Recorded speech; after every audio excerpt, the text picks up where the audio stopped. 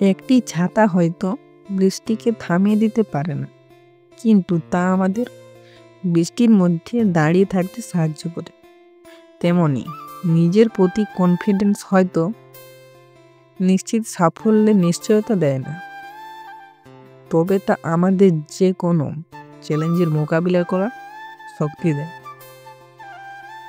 সেই সময়টা খুব কঠিন, যে সময়ে চোখের জল ফেলতে হয়, কিন্তু সে সময়টা তার চেয়েও অনেক বেশি কঠিন, যে সময় চোখের জল লুকিয়ে হাসতে হয়। অন্যায়ের বিরুদ্ধে কোনো প্রতিরোধে একজনে হয় না, কিন্তু শুরুটা সাহস করে একজনকেই করতে হয়। বাকিদের কাজ শুধু তার পাশে দাঁড়িয়ে যাওয়া। মন ভালো করার জন্য খুব বেশি কিছু দরকার হয় না, প্রিয় মানুষগুলোর একটু হাসিয়ে যথেষ্ট।